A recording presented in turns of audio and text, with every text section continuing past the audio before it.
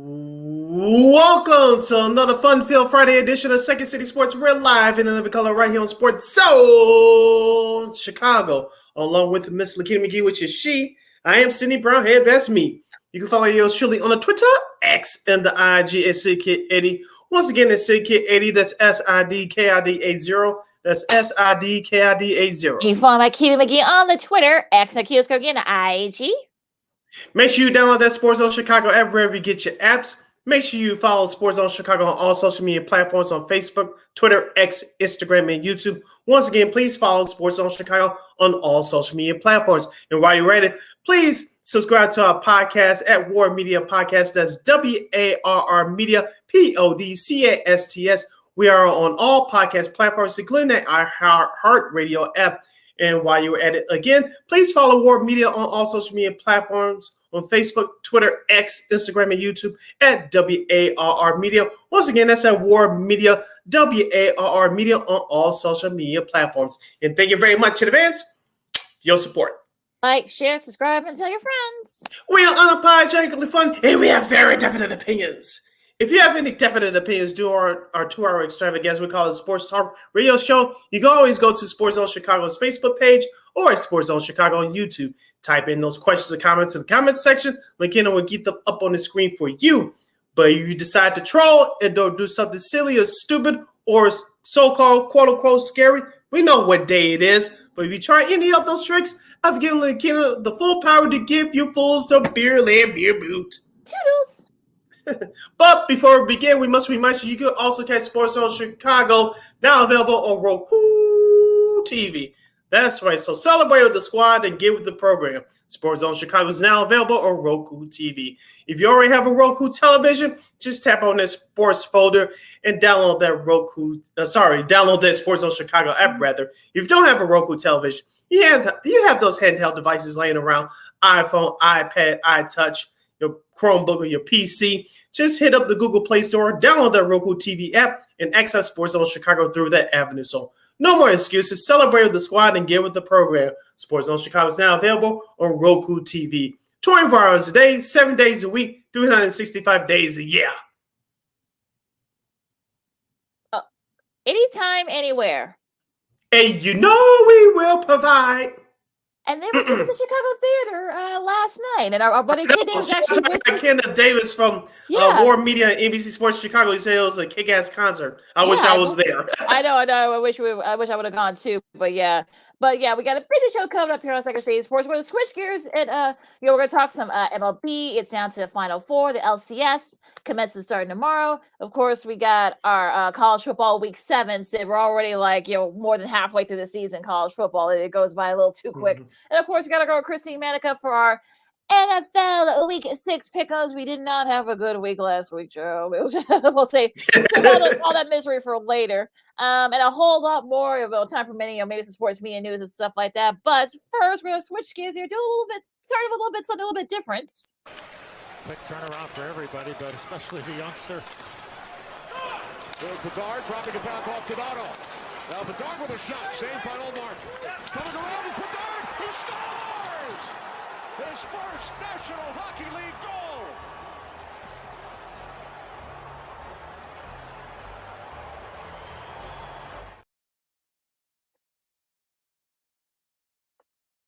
All right, and that happy highlight was from TNT, and of course that's Kenny Albert, and also to Eddie Ochek. Eddie O with the call there as the Hawks did lose, but they start 1-1. They beat Pittsburgh again. They beat the Penguins again. Then they lose to Boston, but they're 1-1. They play Montreal tomorrow, but still not a bad start. I mean, it's not just Connor Bedard. Of course, it'll be the first of many for Mr. Bedard that first goal there. But the Blackhawks are getting contributions from other players.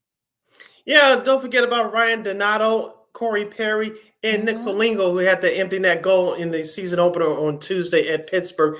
Remember, we talked about it with our girl Brooke LaForno from thehockeywriters.com, and we talked about how those veterans would help Connor Bedard get used to the life as an NHL player, not just on the ice, but off the ice. But those veterans paid huge dividends in that game on Tuesday as they came back from the 2-0 deficit to beat Pittsburgh 4-2. As I mentioned, Seth Jones as well from the from the defensive perspective. He really anchored that top blue line. Also, too, as I mentioned, Corey Perry and Nick Foligno, they've done fine. But you know what, Lakina?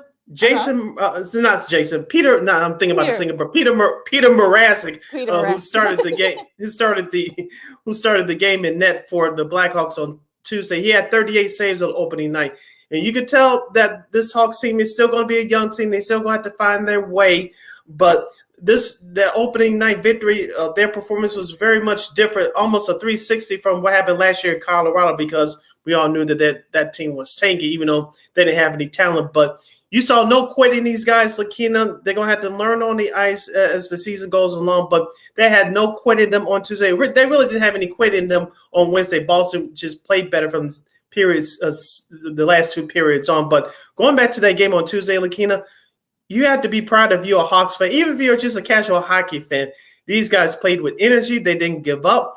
And like I said, Peter Mrazek he was my first star of the game. He had 38 saves for the Hawks. He kept the Hawks in it for a while in that Pittsburgh game. So like you mentioned, the Hawks got contributions all around the team for that victory on Tuesday. And that's what they're going to need going forward. And of course, you're going to have better talent that's called up, maybe at the trade down line, or perhaps, whatever happens between now and the end of the regular season coming up in early April. But this team will give you everything. I'm not saying they didn't last year, Lakina. They did, but they didn't have the talent. But they have a little bit more veteran talent now in key positions, especially around the first line with Connor Bedard. But this team will give you effort from periods 1 through 3, and if they play in overtime and what have you. But you're going to get a 60-plus minute effort from this group every night, and that's what you have to be most proud of. Yeah. I mean, Mrazek's has looked really good so far for the Hawks on goal. And look, they really didn't have a goalie last year, so I think he's definitely been kind of like one of the bright spots. We're only 2 games in, but seeing some of the contributions from some of the other players, not just Bedard, but also Dickinson, being a part of that little veteran line. I mean, I think he's only 28, I think, Sid, and he got in that scrap on Wednesday. Yeah, he did, and that was actually a little bit pretty funny, but yeah, I mean, look, he's gonna be the youngest of that line with Perry and the rest of those guys. So this is going to Renato. So it's just going to get very interesting. Look, the Hawks is going to give a lot of teams fits. We're not expecting them to be right there for the division or perhaps maybe even playoff spot. But this is going to be a team that, look, you saw Pittsburgh again. They got Pittsburgh's number at least for right now. Remember, they kept Pittsburgh going to the playoffs last season. And look, Bedard, that goal he scored on Wednesday, he's actually the second youngest player in the franchise history to notch a point in his debut, behind, of course, Eddie O, who did it back in 1984 against Detroit. So a lot of history all around for this team. And look, I think the Blackhawks, look, they're going to be an exciting team to watch. And look, you saw the raise for that. I don't know the raise for the Wednesday's game, but I know for Tuesday's game it was one of the highest rated regular season hockey games in years. So you got to think that the buzz around Bedard is actually happening, and seeing people that we don't know who don't watch hockey try to watch, and people who stop watching after the Blackhawks dynasty, if you will, even the stuff that felt kind of jaded after what happened off the ice with during that time, seeing folks getting excited about hockey again. I know Danny Wirtz wants to try to bring that excitement and help with that. They had 2 nationally televised games, all rated very well. I think the networks are realizing that he's going to be the kind of one of the faces for the future. Yeah, and the numbers did prove that, Lakina, with the game on Wednesday on TNT. That was the highest opening regular season game on that network's history ever. So you could tell. I know it was 2 games in, but like I said on Twitter the other night, the hype is real, and the NHL still has a lot of work to do of promoting their own stars and getting fans to watch, casual fans to watch their game. And as we talked about with our girl Rachel Kopchak over the years, hopefully we'll have her on this program down the road. But you got to get to some outside areas and normally with other groups of people in society that you don't normally market your game. So you got to get those other people that are curious about the game. They're interested in watching your game. You got to cater to those people as well, not just your hardcore fan base to come in and watch your games, not just watch them on television, but go and watch it in person. I said this for years, Lakina, because we've both been to numerous sporting events throughout our lives. But I'll say this. I said this years ago. I'll say it again. It's cool watching hockey on television, but it's a better sport watching it there live. Yeah, it's something like you feel the hit, especially if you're near like in the glass. That's actually pretty cool. And going back to what you said about promoting it, I mean, look, Snoop Dogg has said that he wants to he's called a couple hockey. I remember he called some hockey games, in Tampa for the Lightning. So, having somebody there like a Snoop Dogg that you probably And the wouldn't Kings too, a couple years yeah, ago. Kings too. Yep. And look, that's the kind of person you want to kind of try and promote your sport and get more people to come in and sort of like see, okay, like this is sort of like a sport where people want to check out. And you have your black stars, in the league to kind of try to promote around. And I think, look, the NHL overall just needs to do better at promoting their people and their sport, because they've never been really good at it. I mean, if you remember, even when Gretzky and Messi and a lot of those guys were playing, Mm-hmm. there really wasn't a lot of promotion. I think it was really literally word of mouth of how like that's how it became like kind of like a niche sport, if you will. And look, I mean, if you have a once in a generation star like Bedard, I mean, you want to try to promote him as much as you can. And look, the wins, look, that'll happen over time, but you want to try to get people to kind of watch it. And look, Connor McDavid, some of the other Sidney Crosby, Alex Ovechkin, and then you got Connor McDavid, and those guys, aside. Those are the kind of names that people need to see. And look, having Bedard and that other group of younger guys, that's going to be the key. That's going to, if you want to keep hockey, kind of like on the up and up, you're going to have to start promoting your guys more. You listen to Second City Sports, the Friday edition, right here on Sports Zone Chicago. We're live and living in color. Second City Sports, Sid Lakina hanging out here with you. As a Chicago fan, sports fan, are you buying into the Connor Bedard hype, or are you in the wait and see mode to see how this translates? Lakina, I was just thinking about this over the last 48 hours or so. Of course, we were little, I don't want to say toddlers, but we were little kids when Michael Jordan made his debut in 1984 against those ugly-ass uniforms of the Washington Bulls, even though I liked them personally. But, of course, we remember Derrick Rose's debut in October 2008. Of course, he won Rookie of the Year, of course, in that 08-09 season. You saw what he did in that first playoff game against the Celtics. And, of course, we saw debuts of Chris Bryant with a part of that Cubs team back in 2015. And we saw the debut of Eloy Jimenez, Joe Lesser State here in Chicago back in 2019. Can you remember a rookie that was so hyped just like this, with Connor Bedard? I think, just to be fair, I'm talking about just keeping it in Chicago. The only thing I could come that came to my mind was Jordan. But remember, folks, especially for our younger viewers and listeners, there was no social media back then. There was no internet. Cable TV was starting to become a thing back then. But the hype for Jordan was real, but it was nothing close to this.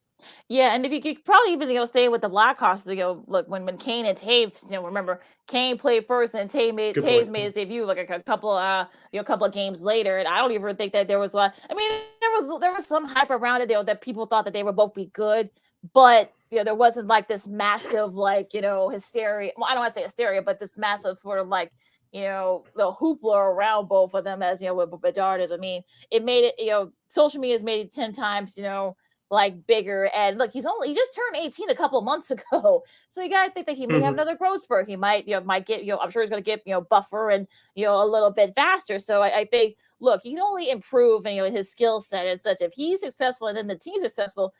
Look, I know people are not too crazy about the Hawks for various reasons, and in some cases, for legitimate reasons. But this could be the time where you may find yourself traded for Bedard and the Blackhawks. So, yeah, like I said, curiosity, as the old saying goes, curiosity kills the cat.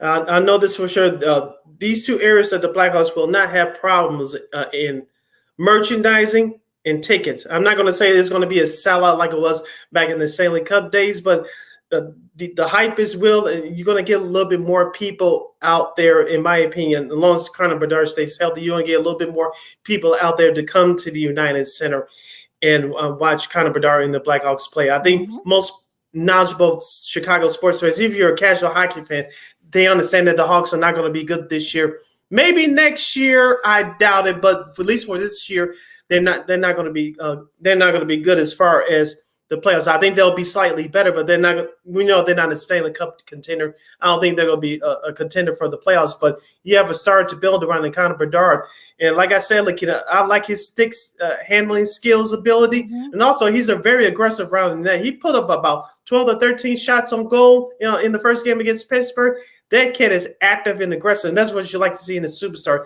His hockey IQ is already high already. It's going to get better once his career really takes off. We've seen the growth spurts in him already, and this is going to get better if he keeps his head on straight. Yeah. I mean, look, he seems like to have a good support system. I know his parents are there. I know his brother is there too. So, I think it's good to have that support system. And I think he's got, guys around. I know that that's where he brought on guys like Perry and, guys that kind of like, be sort of like the mentors, if you will. So I think that he'll definitely be, just fine in that department. And look, you saw him, go right there, with Sidney Crosby on Wednesday, on Tuesday, and with a lot of, those guys on in the Brewers on Wednesday. So yeah, I mean, he's ready. But like I said, he'll get better as he gets further. And, he kind of, a little bit speed, his stick handling skills, and just you can kind of tell that this is a guy that seems to know what he's doing. So his skills will only get better as he gets older. So I'm not worried about him. Now, real quick with the scheduling, Arizona and the Devils. This is for tonight, by the way. The Penguins and the Capitals, probably one of the last times we'll see Crosby and Ovi play each other. That game will be streamed on ESPN Plus and also on Hulu. Remember, some of these games are going to be on Hulu. Yeah, so he's going to be on Hulu for the first time. And you can catch that Hawks Canadiens game on NHL Nets. So if you have NHL Network, you can catch that out and all the other games. Yeah, and locally here on NBC Sports Chicago. That's tomorrow night at 6. Yeah, our buddy Chris Voss is real. I hope he found some good poutine, or whatever you call that. Montreal. I know he's been, he was asking for it. So, you can catch that game as well. And another NHL Network game, got Tampa and Ottawa on Sunday. They looked really good. Their first game out, Carolina and Anaheim at 7:30 also. So a lot of these games are going to be on NHL Power Play on ESPN Plus. A lot of these games are going to be streaming. So make sure you guys check your local listings for some of those games you want to stream on your locally. I mean, the baseball playoffs continues to roll on as the league championship series are set, and the Bulls played their second preseason game last night at the UC against the Denver Nuggets. That and a whole lot more as Second City Sports continues on this Friday edition. I'm Sid. That's Lakina. You're listening to Sports Zone Chicago. This year, my mom got me the perfect bag for back to school. These colorful binders help me stay organized. These headphones are just what I need for studying. These new sneakers are just what I need for the new year. This jacket is a real must-have. My parents got me the skateboard I wanted. It's pretty cool. These scissors really come in handy in art class. These colored pencils, too. These new socks, they can be a real lifesaver.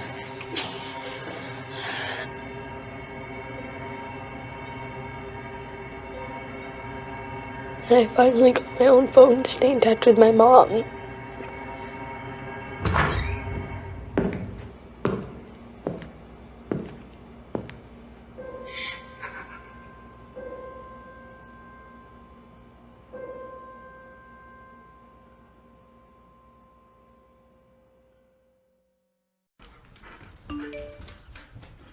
Trisha's having a sleepover tonight. Can I go?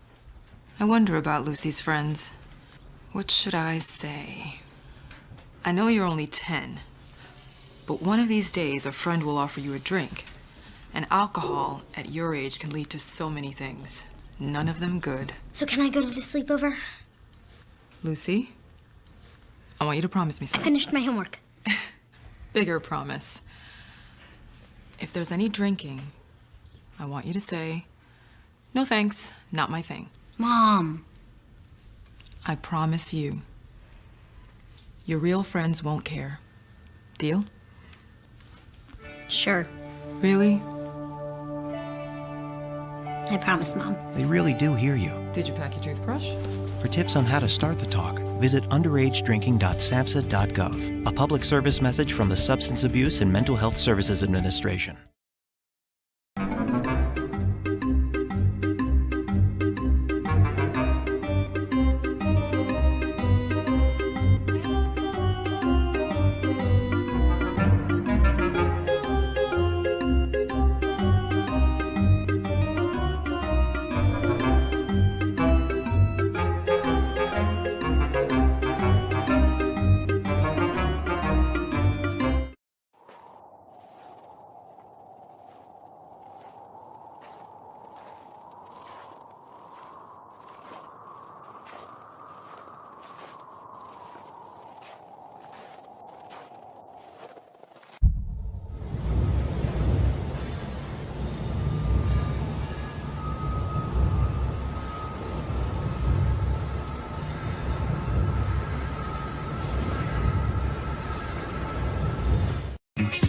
Hey, this is Dr. J, and I listen to Sean and Maya in the morning.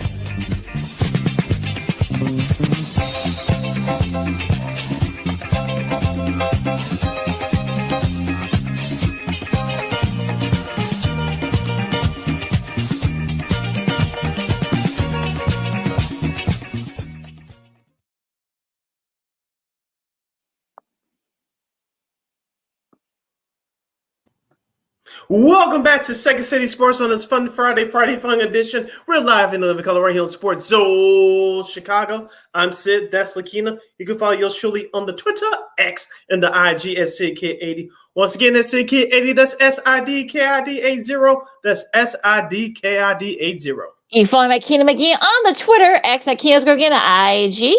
We have less than 85 minutes left of this extravaganza we call a Sports Talk Radio Show. You have any questions or comments, you can go to Sports Zone Chicago's Facebook page or at Sports Zone Chicago on YouTube. Type in those questions or comments in the comments section. McKenna will get them up on the screen for you. All right, Sid. So let's throw to the diamond and talk some baseball. We're down to the Final Four, as it'll be Texas and Houston. That series starts on Sunday. And in the NL, you got the Phillies and the Diamondbacks. I mean, look, if you had that combination, in the LCS, I mean, I want to know what the Powerball numbers or Mega Millions numbers for tonight, because I seriously doubt some people had that. Now, geez, where do you want to start, Sid? Because I kind of you want to start with last night, Atlanta and Philly. Let's start there. Yeah, Philly beat Atlanta 3-1. They beat the series 3-1, and also 3-1. And it's really been sort of one of those things where they're hitting. It feels like this. We talked about this before we started recording. The Phillies seem like they're on a mission. And look, Kyle Schwarber, even though he didn't do too much last night, but he did his thing the night before. And then Castellanos, if you saw that great home run he hit on Wednesday, you saw his little boy. He was jumping for joy. My mom was actually very sad about that. Of course, Bryce Harper. I mean, also that same day. I mean, did they ever find that baseball? I mean, I know it's out there somewhere, but what do you think? We said this, that the Phillies could upset. Well, if you want to call it an upset, the Braves. And look, I mean, the Braves. I mean. Look, Acuna, just didn't have the best hits when he had to. Matt Olson was pretty much a no-show during the series. Of course, Bryce Harper and Orlando Arcia had a little bit of a tip when Harper hit a home run. So that's a little bit of a tip. But even still, what do you think about that series? Yeah, it came down to clutch hitting. Like you said, Philadelphia had it, the Atlanta Braves didn't. The Philadelphia Phillies hit 11 home runs during that 4-game series. That's just incredible. You mentioned about the supporting cast members that stepped up last night, especially with Nick Castellanos. But I thought last night's game turned when Ronald Acuna Jr. was at the plate in the 7th inning. The Braves were trailing 3-1. They had the bases loaded. And Robbie Thompson, the manager of the Phillies, decided to bring in Craig Kimbrell. I thought that was the game last night. He had Ronald Acuna Jr. talking about Kimbrell to pop out to center field, and I thought that was the ball game. Now the Braves did get a couple people on in that 9th inning, but you could tell that team was deflated. They just couldn't get it going at the end there. Now going back to Game 2 when Austin Riley hit that go-ahead home run, that was amazing. You could tell that dugout was basically dead because Philadelphia were a couple of outs away of taking that series. Looking back at that series now, they should have swept the Braves the way they were playing, but Atlanta has something left in Game 2. But I thought that Game 3, the Braves were deflated. They did try to fight back last night, but like I said, when Ronald Acuna Jr. popping out with the bases loaded last night, I thought that was it for Atlanta. It turned out I was right. So, like you mentioned, Philadelphia's on a mission this year. They also got a great starting pitcher as well. Don't forget about the performance what Zach really did early in that series. So he's going to be huge against another surprise opponent we'll talk about in just a moment. But it's not a mistake that Philadelphia got here. Like you said, give them credit for winning it, but it's that Braves team that choked as well. Yeah, a combination of both, I feel like. Now, speaking of that other team, of course, the Diamondbacks, they're the first team in MLB postseason history with 4 home runs in an inning. That was in that game, that clinching game there. And, they did it, in the single inning, off Lance Lynn of all people. Go figure with that kind of look. I mean, unfortunately, once they got 6 or 7 runs off of Clayton Kershaw in that first game, you kind of figured that was going to be kind of like it, for the Dodgers. And look, you give them credit. I mean, like you said, they're playing with house money. They're just kind of snuck in on a lot of people. And look, the Cubs could have done that. I mean, you kind of as the Cubs, so you're kind of thinking, oh crap. I mean, look, we could have done, they could have done that. So, but think about this for the Dodgers. I mean, they had 317 regular season wins in the last 3 seasons and have 0 World Series appearances to show for it. That's the most by any team in a 3-year span in which they did not reach the World Series. They also, we'll talk about the Orioles in a second, but with the Orioles and the Dodgers, both games swept. This is the first time that multiple 100-win teams were swept in a single postseason. So for me, we'll get into the whole bigger conversation about should they change the format and whatnot, because that was a big to do on Twitter, Twitter X. But what do you think about the Diamondbacks? I mean, look, we know that they're great. We've been talking about the last few weeks. You thought that maybe after that little tiff, I'd be swept by the Dodgers. You thought that that was done. They were able to kind of pick themselves up, and I think sweeping that Cubs series, I think helped them. Now, can it keep up against the Phillies team that looks like they're kind of on a mission as well? We'll have to wait and see. Yeah, I forgot the manager's name for the Arizona Diamondbacks. He was being interviewed by Greg Amsinger on MLB Network when they clinched the other night, and he talked about Greg asked him what was the moment for him that he thought that the Diamondbacks could do damage in the playoffs. He said, winning those series against the Cubs in September, he thought that the Diamondbacks manager thought that his team could do something special. Excuse me? Torey Lovullo, that's what you're talking about. Lovullo, yeah, thank you. Yeah, Torey was speaking to Greg. He was like, yeah, after beating the Cubs in both those series in September, he thought that they could do something special, which he turned out he's correct. But we talked about it last week, Lakina, going into that Dodgers series. I thought that the Dodgers was going to win, but I thought it was going to be kind of sort of close. But as I mentioned about this time last week, Arizona's playing with house money. They've been on a roll. They swept Milwaukee in that wild card series in 2 straight games, and they carry that momentum right into the Dodgers series. Looking at they scored 9 runs. I'm talking about Arizona in the first 2 games in the first inning of their series, and that's what really set the tone. And of course, you mentioned what they did the other night in Arizona, hitting 4 solo home runs to beat the Dodgers. But they have a young group, led by Corbin Carroll, and don't forget about Zach Gallen as well, who started game 2 of that series. And don't forget about Gurriel, one of those young veterans as well. So and Tommy Pham, who had a great series as well for the Arizona Diamondbacks. So they got a nice mixture of young veterans and young players, and they're going to give Philadelphia all they can handle coming up in the National League Championship Series. I know Philadelphia's the heavy favorite, but don't count out Arizona. Like I said before, if they're playing with the house money, they should feel no pressure. Yeah, definitely no one expected them to be here, especially the way they dismissed the Dodgers. Yeah, but I think it's one of those things where you're kind of like, you look at this 2 ways. I mean, they could probably say, look, we got this far, let's just, we'll see. Like I said, the Phillies are not, this is not their first rodeo for the Phillies. So I think a lot of those guys are still there from last year. They had a taste of it. I think they want to go back this year. And I feel like they're kind of like, locked in. And I don't think they're going to look too far ahead with the Diamondbacks as far as that's concerned. But like I said, if they set the tone early in game 1, they don't play on Monday, by the way. It's gonna get very interesting to see if they can kind of do that. I mean, look, if they can sort of like jump on them early, like do what they try to do they did to the Dodgers and both to Milwaukee to some extent as well. Get to them early and get Kyle Schwarber and Bryce Harper to kind of sort of slow down and kind of like set the tone offensively. And I think that's going to be the key. If you, as they say, put the foot on the necks in them early, you can kind of vote their will if you want. And look, the inexperience. Look, we've seen it happen before. And the experienced team kind of like, oh crap. I mean, this is getting too much for us. But we'll see. I mean, Corbin Carroll is going to be the runaway NL Rookie of the Year. So we know Christian Walker and all those guys and such. But yeah, but these are Schwarber has a ring. You're facing veteran guys that know what to do and know how to win. So this is going to be very interesting contrast. Yeah, also, too, it's going to come down to both the starting pitcher and the bullpens. Of course, Philadelphia's bullpen has been outstanding so far in these playoffs. Arizona's too to a lesser extent, but I want to see how the Arizona starters step up because now they're facing a. Don't get me wrong, the Dodgers lineup is a stacked lineup with Freddie Freeman and Mookie Betts. Both those guys didn't do anything, but Arizona's going to face a much better balanced lineup with the Philadelphia Phillies. I want to see how they starters fare against that lineup. If you keep Kyle Schwarber, Bryce Harper, and Trey Turner off base, you have a great chance of winning some games in this series.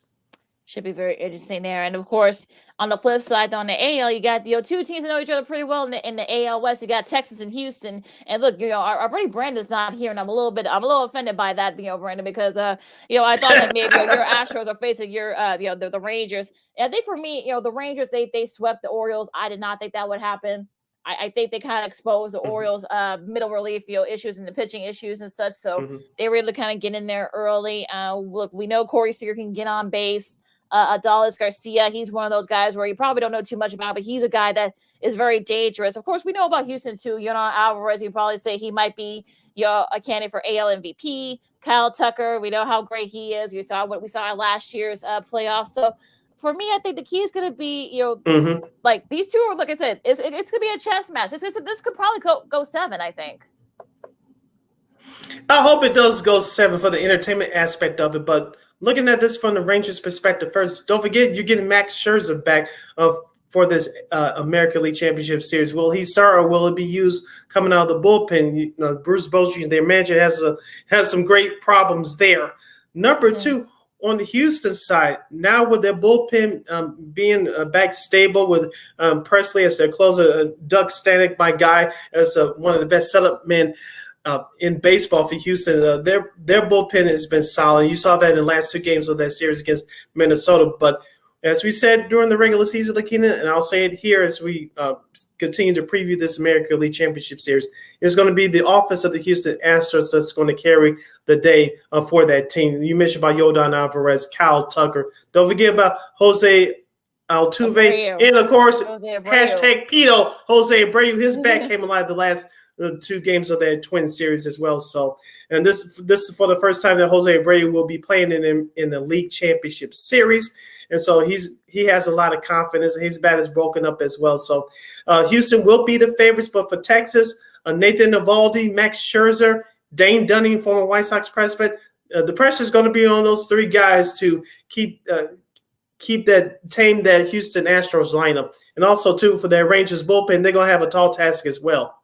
Yeah, I mean, this, like I said, these 2 teams know each other very well. So it's going to get interesting. Could that be, kind of like sort of like they carry through this? Actually, the Astros 7 straight ALCS appearance. Only the Braves, who did it 8 straight from 91 to 99, have a longer LCS streak since that round began in 1969. So for me, what do you think? Well, again, I mean, I kind of feel like this is sort of one of those things where it's really going to come down to, like you said, if we get a Scherzer Verlander matchup, we'll probably we won't get that, obviously, but that'd be kind of funny. But I mean, look, for me, I think this, like you said, who's going to will be the pitch that set the tone, or will it be the hitting? In the postseason, both could play, be wild cards and be big factors. So this is gonna get interesting to see like who will have the edge on that. So it should be a really good series. Hopefully it does go 7. I think, just for our pure amusement. But let's talk about this real quick. There are people that have said on Twitter, X, and other places that should the format of the playoffs be changed. You saw the top 2 seeds on both leagues, get eliminated. In most cases got swept. So what do you think? I mean, for me, I kind of feel like they're going to have to change up a little bit. I mean, you could tell that, with the Orioles and the Dodgers having like 4 or 5 days off, that kind of came back to bite them in the butt. So I would say like maybe just, maybe not too many, maybe eliminate one of the wild cards, or perhaps maybe just, have, that game, after that game, you play that, 2 days later instead of waiting like 3 or 4 days or something. That's commended for me if you want to keep the multiple wild cards and sustain it, but maybe just kind of change up a little bit and just, kind of change how the format works, or they'll never do this, but make the season shorter. And the season mid-September. That way by October, you'll be talking about the LCS and the World Series. That's just my opinion. But they're not going to do that because your players' union voted for these changes for the playoffs, so that's never going to happen. I would agree with you on that. On the first part is about them not having 4 or 5 days off because of the wild card series, maybe shorten it to 3 or 4 days. But outside of that, let's be honest, those teams that you just mentioned with the higher seeds, they just didn't get it done. And I get it that those teams that played in the wild card series, as you mentioned with Arizona and Philadelphia, they do have the momentum. They do have the momentum, but it's up to the other team to bring it in. They just didn't do it. In Texas, sorry, Texas was the other wild card team that swept Tampa Bay in their American League wild card series. But those two teams, yes, they did have the momentum. But those teams that sat around for 4 or 5 days, I get it. That's baseball, but you have to bring it in, and they got outworked and not executed. They just got to accept it for what it is. Could be interesting conversation. I'm sure that's going to be people are going to be talking about it too, especially if you're Fox. You probably with the 4 teams left, you may want to Astros Phillies World Series again, which actually rated pretty well last year. So the storylines are there. So I think if you're Fox, that's probably what you're cheering for. I kind of think. But remember, he had a no-hitter. I believe it was in Game 4 last year of that World Series. Yep. So yeah. So we'll see. So it could get very interesting with the series coming up. And of course, like I said, Monday, I should say, Sunday, I should say, it'll be Texas and Houston. The Game 1 that series will be on Fox. And of course, we'll talk about it on Monday, but on Monday, it'll be a doubleheader. You got Fox and FS1 will have Game 2 of the ALCS, Texas and Houston. And it'll start Game 1. Remember, the NLCS is on TBS, and the Game 1 of that series will start Monday at 7 o'clock. And that is your schedule for the MLB Playoffs. This is Second City Sports on Sports of Chicago. Leaking McGee, Cindy Brown with you. And so we got a few more minutes. So let's go to the hardwood and talk a little bit of. This is your time to continue to show Coach Billy Donovan that you can do it. Late shot clock, Kobe White. His team, there's a steal at the sideline at Craig. Oh, that's a three. You got to make that. Here he is. Kobe Buckets. White buries it. Unbelievable season in G League last year. MVP. Andre Drummond with a hand. So, back-to-back threes. Here's Phillip. Oh, wow! Duck and cover. Oh, the pass. Up ahead, Terry. Oh, yes! The Bulls, be aggressive. Keep attacking the rim. It's Jackson. It's 3. The Nuggets, by the way, still have no second chance points in the game. Nice pass. Another pocket pass. Got to make Taylor that. For Terry. Got to make that. Got it. And those highlights were from NBC Sports Chicago. You heard Jason Minetti filling in for Adam Amin. And also, too, of course, the one the only, the incomparable Mr. Stacey King. As the Bulls beat the reigning champs Nuggets, the 133-124 in double overtime, which if you agree with our buddy Matt Peck from CHGO Bulls, we'll definitely get those guys on for our preview show coming up in a couple of weeks. They played that game way too long. I think some people said they should have been a tie, so you don't want to expand a lot of. Yeah, I was thinking about this morning when I woke up, getting prepared for this live broadcast. If you're in a professional sports, I don't care if it's baseball, football, basketball, hockey, you do not want to play any overtime, any extra minutes than you need to in the preseason because of especially veteran guys that are trying to get ready for the regular season. I know these preseason games are for rookies and guys on the bubble trying to make the team, but you don't want to play any overtime games, and it was just unnecessary. But getting back to the actual game itself, the Bulls outside that second quarter, which they got kind of sloppy, turning the ball over, throwing up lazy passes. I thought that first unit looked good. Looking, I know this year that the Bulls are talking about bringing up more three-point shooting, playing with pace, and they did that in the first quarter last night. For the game, the Bulls shot 36% from three-point range. They grabbed 56 rebounds, and off those points, they had 34 assists. So when you share the basketball and get everybody involved, good things will happen. Now, as I said before, and I'll say it again, Lakina, hopefully when the season starts, you get Nikolai Vucevic more involved into the offense. You don't need him to shoot threes all the time, even though we know he can hit them. When he has the matchup advantage in the post, you feed him the ball. Now, whether he scores every time or not, that's up to him. But you got to involve him in the offense. When you do that, it makes Zach LaVine's job that much easier. DeMar DeRozan's job that much easier. And don't forget about Kobe White, who started his second game as the starting point guard last night. It's going to make his job much easier too. And also too, I want to get your thoughts on this. What do you think about the play of newcomers Torrey Craig and Javon Carter? Javon Carter in particular has looked good for me so far. Yeah, he's showing you why he's one of the most sought after veterans, coming in. So, that of course, Chris, he's a local kid too. He went to Proviso East, so he's a guy that can kind of get to the point and perhaps get you a couple of threes if you needed to kind of like ice a game, pull away. So he looked really good. Torrey Craig looked really good as well, and Julian Phillips, the rookie from Tennessee, he actually looked pretty good. He had some he had some big shots in the double overtime. So, had that highlight dunk too. Is nice.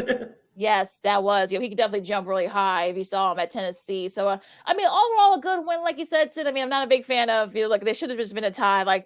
After the first overtime, you don't want to expend a lot of energy. So, but again, the good news is that the guys, the stars didn't play that many minutes. It was really more like the guys that are trying to make the team and get a spot on the squad. So, I'm not too miffed about that. So, it is what it is there. But like I said, the Bulls look really good. And look, we know that.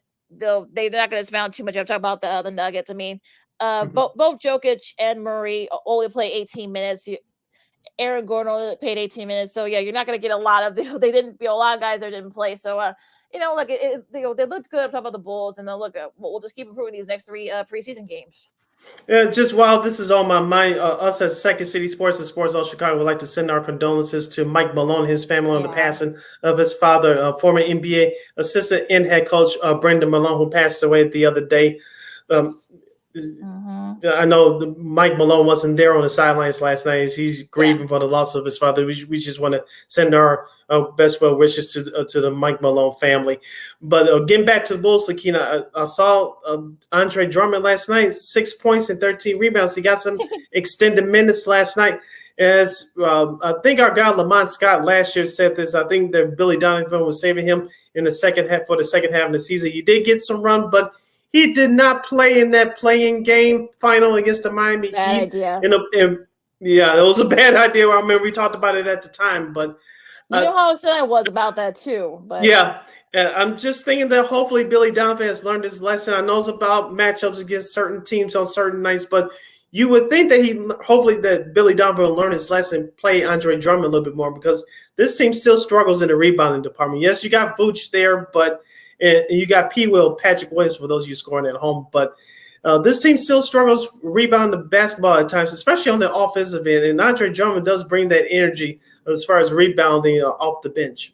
Yeah, he can be a pain in the butt sometimes. Of course, we know that. But like you said, he's especially in the front, especially in that at the point on the inside. He could be kind of like that guy that kind of like keeps guys at bay. And you know how I felt about that he did not. You know how upset I was last spring when that happened. That he didn't. I was not very happy. Go back to the tapes. Well, the old shows on YouTube. But yeah, I was not happy about that. So hopefully he can be a little bit more of a factor, especially if this close, especially with these better teams. He can be, that guy in the inside, be kind of like that. No, look, is he a pain in the butt? Sure, but once when you ask him to, he will deliver, and you saw him deliver a couple of times last year. So, Miami, who knows what would have happened if the Bulls would have won that playing game? But it is what it is with that. But I think, look, just overall, just keep improving. Get guys minutes. See if Kobe is capable of playing. At the point. I know Io looked really good too. So again, overall, not a bad game by the Bulls yesterday. Yeah, as you mentioned with Andre Drummond, you're going to need him, especially against the top-tier teams in the Eastern Conference like Philadelphia, who has a strong front line, definitely against Milwaukee and against Boston as well. So he's going to be huge for this Bulls team, as the Bulls hopefully will try to improve this year and get back to the playoffs, which they missed out on a year ago. Yeah, remember he gave Giannis a lot of fits too, remember? So, Giannis doesn't like playing him, so we'll see what happens with that. Hour number 1 in the books, hour number 2 straight ahead. This is Second City Sports on Sports in Chicago. It's Football Friday. We kick things off with the with Week 7 of the NCAA football. We're already like halfway through the season. Good grief, the season's gone by quick with some interesting matchups, and how weather could play a role in some of these matchups as well. And of course, we'll preview Vikings Bears. Yay. And the rest of the NFL Week 6 slate, of course, we're going to Christine Manika. KXRB, and a whole lot more football coming up. Second City Sports on Sports of Chicago. We'll have football talk coming up right after this. No, I don't know, though. I'm scared. I mean, you're so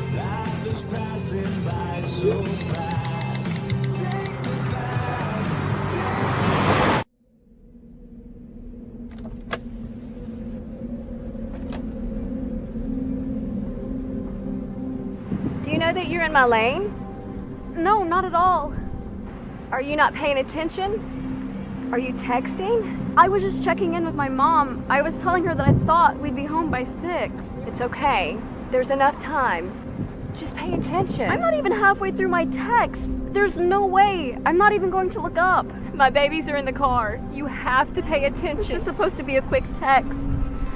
I'm so sorry.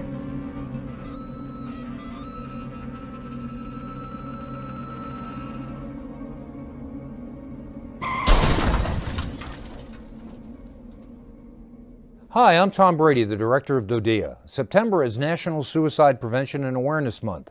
The simple act of reaching out and caring for those in our communities is something we all can do. Just being there for someone you care about can be a tremendous first step in getting them access to confidential resources and support that they need.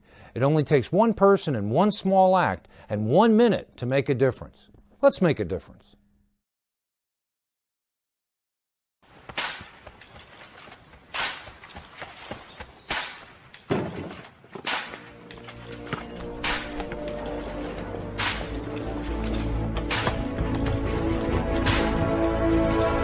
Move it! Yes,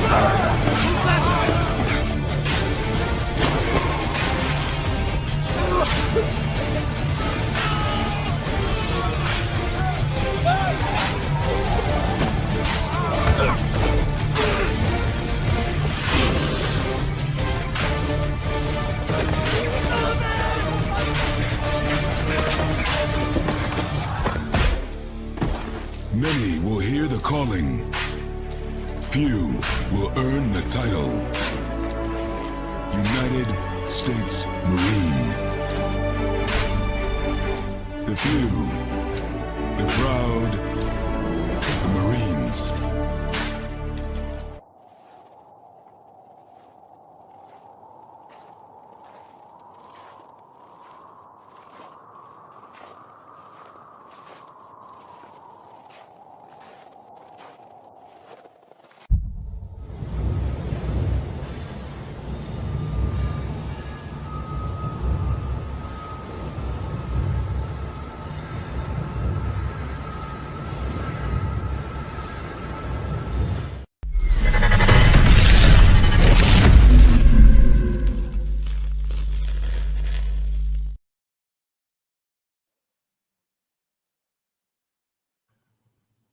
Welcome back to hour number 2 of Second City Sports as we transition down to Football Friday right here on Sports Zone Chicago, along with Miss Lakina McGee, which is she. I am Cindy Brown. Hey, that's me. You can follow yours truly on the Twitter, X, and the IG at SidKid80. Once again, that's SidKid80. That's SIDKID80. That's SIDKID80. You can find my Keita McGee on the Twitter, X, or again, the IG. We have 60 minutes left or so. In this extravaganza we call it Sports Talk Radio Show. If you have any questions or comments for us, you can always go to Sports Zone Chicago's Facebook page or at Sports Zone Chicago on YouTube. Type in those questions or comments in the comments section. McKenna will get them up on the screen for you. And just a daily reminder, you can catch Sports Zone Chicago now available on Roku TV. All right, so let's kick off our Football Friday. Talking some college. We're already at week 7, so we're already like more than halfway through the season. Just a couple of quick notes. West Virginia did what they could. I mean, they were down, I think, like 35-3, but they were able to catch up. They scored like 35 unanswered. It was kind of a crazy game. Then they tied, and I guess Houston won it in overtime with won it with a field goal. So they were able to beat. Houston was able to beat West Virginia 41-39. That was a crazy game because I did not watch the Thursday night game yesterday. Just a little quick side note there. SMU beat East Carolina 31-10. I know our buddy Twan Staley was an ECU grad. Wasn't very happy about that. Tonight's games, you got Tulane and Memphis at 6 o'clock on ESPN. Fresno State and Utah State, that should be a good one on CBS Sports Network. And Colorado, they're back, national televised on ESPN as they face Stanford. They shouldn't have no trouble with Stanford. Stanford's been kind of been, going a little bit of kind of falling off a little bit the last few years since David Shaw retired, their head coach. But they shouldn't, Travis Hunter looks like he'll be back as well. So they really shouldn't have no trouble with the Cardinal. Hopefully for Colorado, a couple of things here. The offensive line should play a whole lot better. They didn't do that over the last 3 weeks. They should establish a running game and stop with those silly penalties. And that's what happened last week, even though they barely beat Arizona State on the road. So like you said, they shouldn't have no trouble. We're in Stanford. I know Colorado's 12.5-point favorites at home, but if you're Colorado, you want to establish tempo early, just like they did do the first couple of weeks of the season when no more expected. So we'll see what Colorado does tonight. Hopefully, the offensive line should play much better, which make Shedeur Sanders play that much better. Yes, they should play better too, so they should be okay. Now, hit off for the games for tomorrow, Saturday. You got Vanderbilt hosting number 1 Georgia. That's going to be the first game. That's CBS doubleheader. Michigan and Indiana. Now, Michigan, of course, Indiana has given Michigan a hard time the last few years. Now, weather could play a little bit of a factor because it's supposed to rain in Ann Arbor tomorrow. So that's a big news Saturday game on Fox. Ohio State and Purdue. They'll be streaming on Peacock. I know a lot of Ohio State fans are not happy about that. But again, welcome to the 2023 streaming games. Syracuse and Florida State at 11 a.m. on ABC. You'll see if Syracuse can bounce back. They got blown out last week at North Carolina. We'll see if Florida State can keep it going and stay unbeaten. Arkansas and Alabama on ESPN. Maybe Alabama's starting to figure things out. Arkansas has been struggling lately, so we'll see what happens in that game. Michigan State and Rutgers on the Big Ten Network. Rutgers shouldn't have any trouble with Michigan State. They've been kind of all the stuff's going on off the field with their, with the coaching and stuff like that. It's crazy. Cincinnati and Iowa State on FS1. Let's see, the first game of the first California and Utah as on the Pac-12 network, and Penn State should have no trouble with UMass. Take a little break from conference play. That's the 2:30 on the Big Ten Network. Now we get to the big game at 2:30 on ABC. You got Oregon and Washington. Both these teams are coming off a bye, so they both should feel rest up and and whatnot. To me, I think the big factor, you got Bo Nix versus Michael Penix Jr. Two veteran QBs, both vying for the Heisman. This could give somebody a leg up on the Heisman race. We saw how great their running game is on both fronts. with both teams. With Dylan Johnson from Washington, he's a guy that could, can score, can keep the chains moving as well. We know on the receiving side, of course, Troy Franklin, one of the top receivers in the country for Oregon, but they're both good at special teams, and they're both good on defense. So those two could probably be the bigger factor here in this game. I think Vegas agrees with you, Lakina. Washington is favored by 3 points even at home. The over-under total is 67. If I was a betting man, I would go over that total. But as far as the players are concerned, Lakina, running back Bucky Everett for Oregon, I know he has only 4 rushing touchdowns on the year. I expect him to have a big game. And on the flip side, for the Huskies, Rome Oduzny, he has 32 catches on the year for 608 yards and 4 touchdowns. Look for him to have a big game to help out Michael Penix Jr. in that passing attack for the Huskies. This should be a fun game, and like you said, so I think you should take the over as well. But it could come down to defense and special teams. So we know both these teams can do it. So could be a little bit of a fight here up in Seattle. It should be a lot of fun tomorrow. Tennessee hosts Texas A&M. That's the second game of the doubleheader on CBS. Kansas, Oklahoma State, and Oklahoma State got a big win last week. We'll see if they're getting a little bit better. So we'll see if they can give Kansas a little bit of a hard time. Army hosts Troy. Randy Croft will be calling that game for CBS Sports Network at 2:30. And Maryland, we'll see if they can bounce back from also Ohio State as they host Illinois on NBC. Illinois finally getting the NBC treatment, but they're 2-4 on the year, 0-3 in the Big Ten. As you mentioned, Lakina, we talked about this last week. Maryland, they needed to get off to a fast start against Ohio State. They did that last week, but they had a couple of bad turnovers, and then boom went the dynamite as Ohio State blew them out at the horseshoe at the end. But Illinois is a much lesser opponent. I told you I like Illinois' quarterback, but he still has a lot to learn. And unfortunately, Illinois cannot commit to the run full time. I just don't trust them right now. I'm rooting as hard as hell for them now. I think they have a slight shot, but Maryland's just a better team. They're at home. They're 5-1, 2-1 in conference play. Maryland's favored by 13.5. I'm taking Maryland. Yeah, that should be. I mean, would I be shocked that Illinois if somehow upsets Maryland? I mean, no, but I just don't think it's going to happen. So we'll see. Should be interesting on NBC. I tried.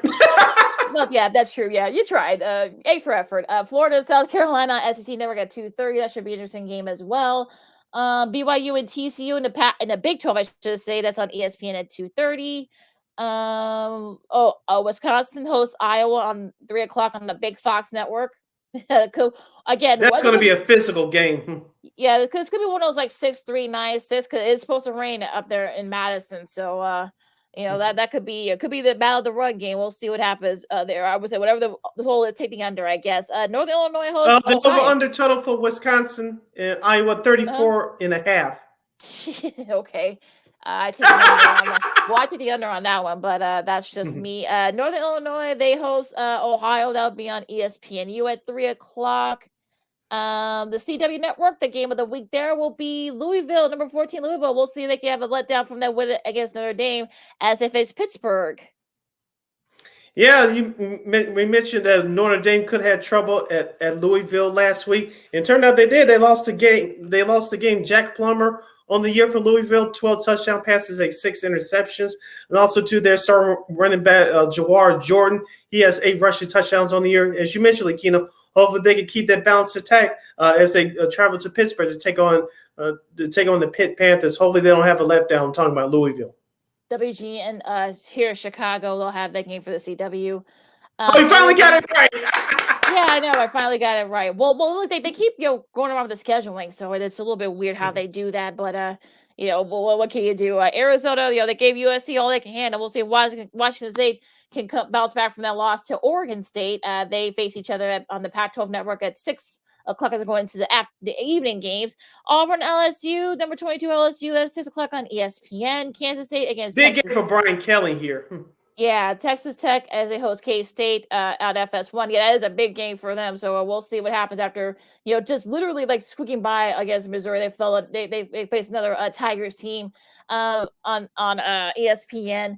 Interesting game here in the Mountain West Conference on the CBS Sports Network. With their triple header. Yeah, Wyoming at 5-1. They upset Fresno State. They're 2-0 in conference play. They face Air Force. Coming off a bye.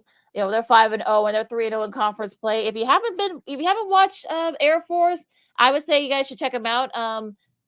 Zach Larrier is probably one of the top quarterbacks. He's a 6-year guy in the country that you probably have never heard of. So you guys can check him out. And also too, that game should be really fun because these teams are battling out in that particular division in the Mountain West.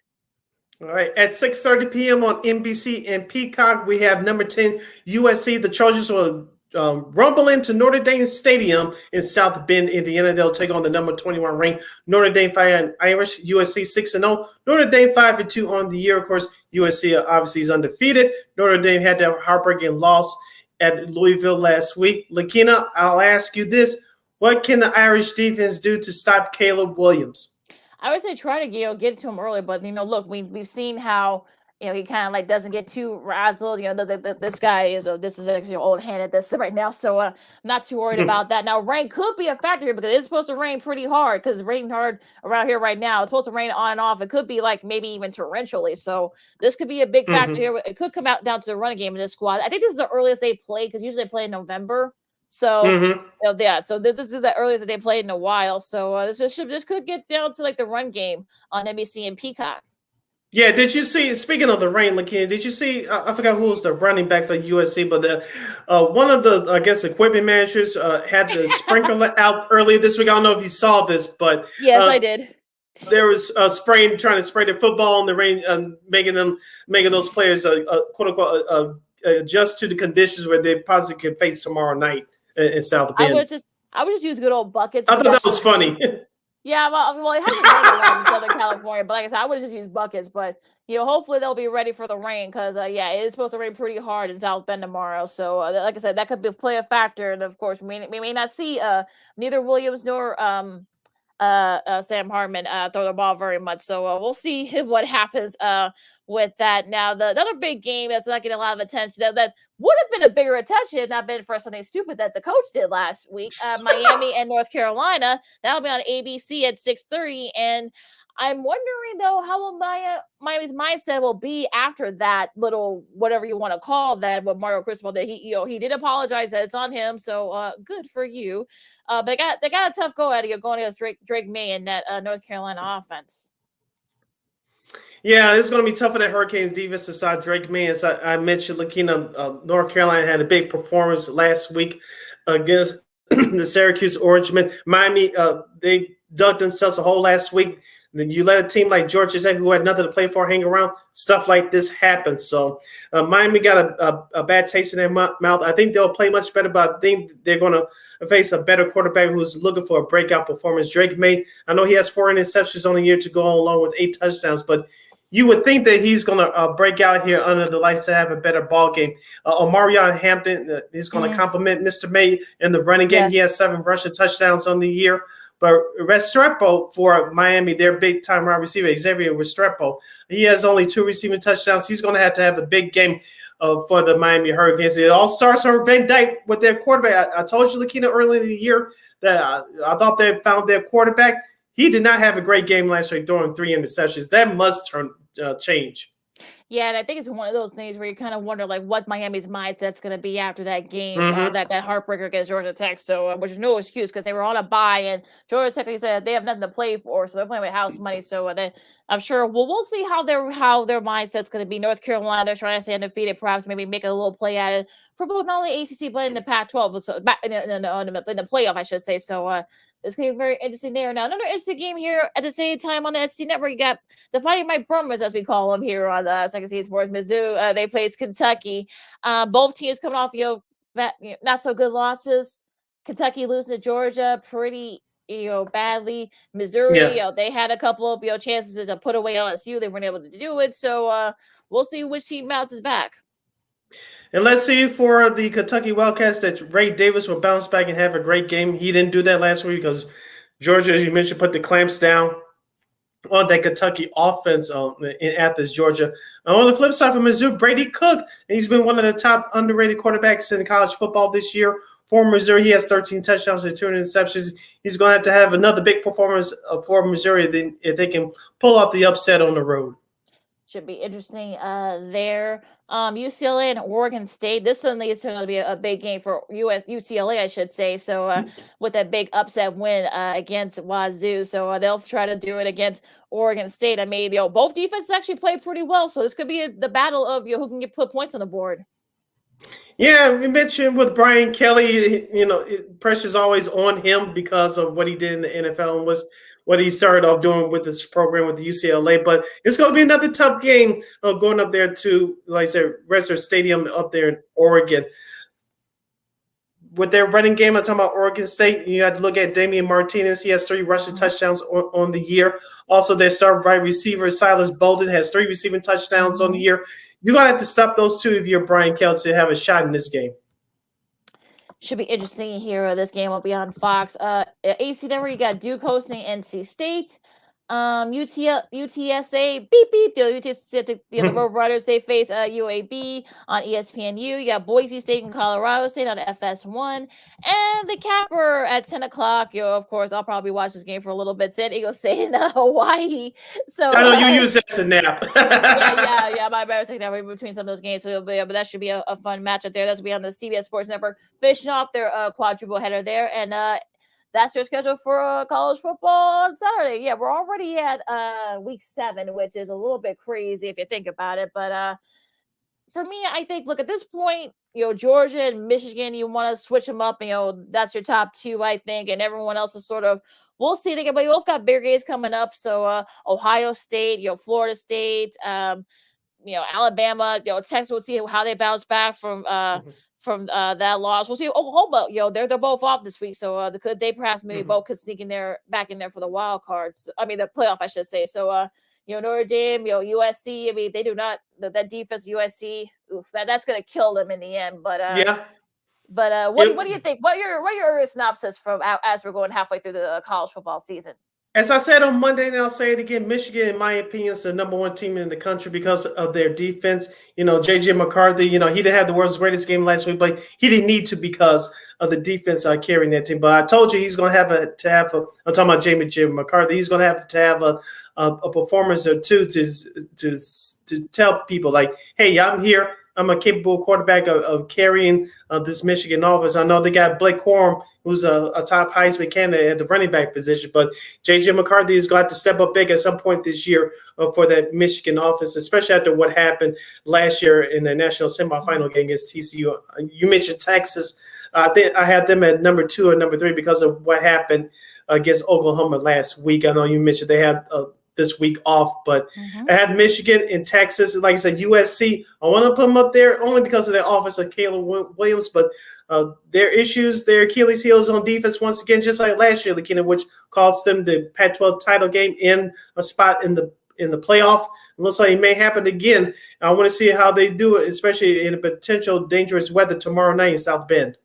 Yeah, that's good. Like I said, that rain will be the good equalizer for some of these games out in the Midwest and the Central Plains. So this could get very interesting, especially. So yeah, I mean, for me, this is gonna be the sort of the time of the year where you want to separate. This should be around the time when the rankings come out. So you would think that Michigan will probably be number 1, Georgia will probably be number 2, and maybe Florida State, because they're in 3, and whatnot. So but yeah, I mean, look, I think that Oregon Washington game, I think this is gonna be the game where we'll see who has a leg up on both the Pac-12 and the college football playoffs. So whoever wins this, I mean, look, not to say that the loser's out of it, but the winner of this game will definitely have the edge. Yeah, and you mentioned with that game is going to be have a battle with the 2 top quarterbacks in the country outside of Caleb Williams. Of course, Michael Penix Jr., I think his name should be mentioned up there now. He's had a great year with 16 touchdown passes, only to 2 interceptions. But you mentioned about Bo Nix. You saw what he did against Colorado a couple of weeks ago, and you saw what he's done ever since then. But I expect this game to be a shootout. I know that place will be rocking in Husky Stadium, but Oregon's capable of beating Washington there. Like you said, is the 2 offensive-minded teams. It's going to be a close game. I just hope that we get a classic one for the ages. They usually do between these 2 teams, so I have no doubt that there's gonna be a slugfest between those 2 teams.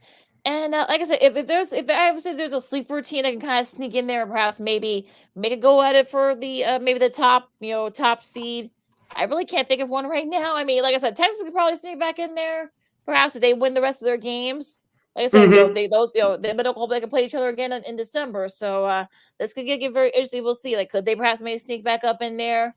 I mean, I really can't think of anyone else that could probably sneak back in there. But I mean, look, this time of year, I mean, look, we'll see. I mean, look, we've seen weird things happen, especially when the rankings start coming out like not this Tuesday, but next Tuesday. So this is going to get very interesting. We'll see where everyone's at by then. Yeah, and we'll definitely end up talking about that when the time comes. I want to focus back on the Big Ten before we turn it over to the National Football League. Iowa and Wisconsin, as we mentioned, tomorrow at 3 o'clock Central Standard Time on Fox from Camp Randall Stadium in Madison, Wisconsin.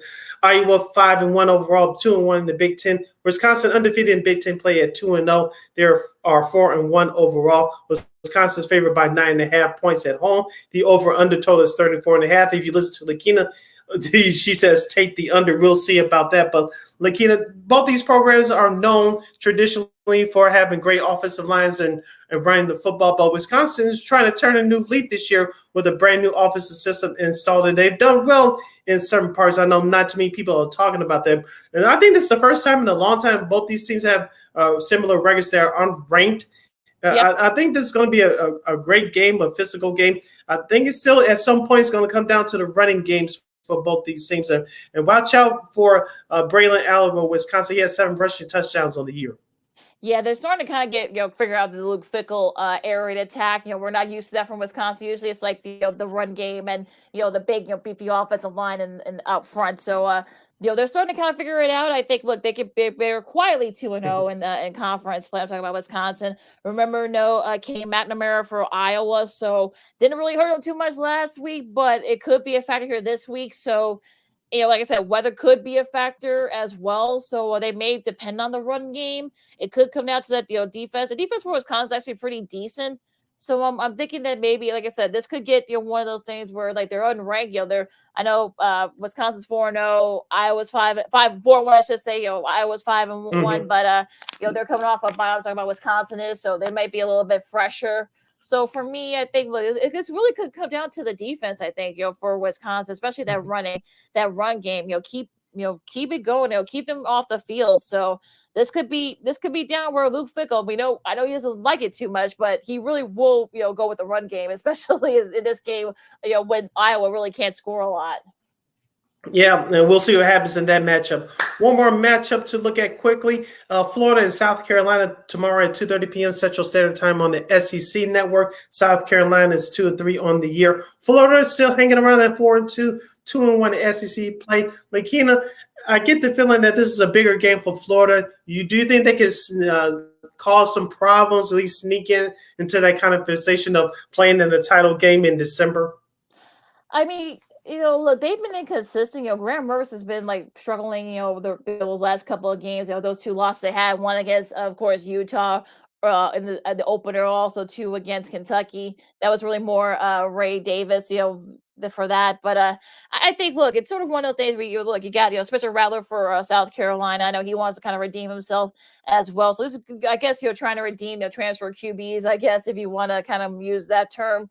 But yeah, I think this is probably one of those even games. It's definitely a toss game. Yeah, even though South Carolina's 2-3 and 1-2 in conference, but this could be definitely one of those toss-up games. And I think that it's pretty much even. So some people are actually picking South Carolina. So we'll see if they can pull off the. I think this will be their second straight win against Florida. So this could get very interesting. All right, so before we wrap up our college football talk, let's bring in our good friend from KXRB. She's currently on the road. Hopefully she's staying safe out there. She's from KXRB Radio in Sioux Falls, South Dakota. She's our girl, your girl. It's the queen, Miss Christine Manika. What's up, Christine? Hey, we can see her. Hello. Good morning, everybody. Well, good afternoon. How are you doing? I say good morning because now I'm finally having my coffee today. Well, yeah, I'll say the morning just starts until you get your coffee going. So we're talking some college football. How did you feel about your Notre Dame team losing to Louisville last week? How do I feel? I felt sick, number one, because that was a giant upset for the week. Number two, I'm a little bit nervous going into it with USC. It's great that this year they're on their home turf with the Trojans this year, because the Irish fans, they get loud, they get rowdy. And I know that they're going to be showing out in their green and gold this weekend in South Bend for the team. Caleb Williams, though, he's good. There's no doubt about it, though. He is just a solid quarterback. If the Bears are going to tank this year, I hope they go down swinging and try to get him for their quarterback. And Sid doesn't like when I say that. Yeah, so I think it should be a competitive game. And I hope, just like how they played for Ohio State, I hope they show that same energy.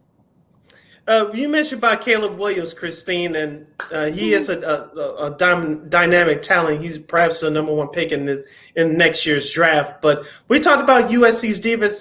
They stink. They stunk last year. They stink again this year. But do you have confidence in that Notre Dame Fighting Irish defense? As you mentioned, they kept Ohio State in check until the last play of the game a couple of weeks ago. Do you still have that same confidence level? Is it high to trying to contain Caleb Williams? Because the Irish defense, this is going to be their toughest test of the season up to this point.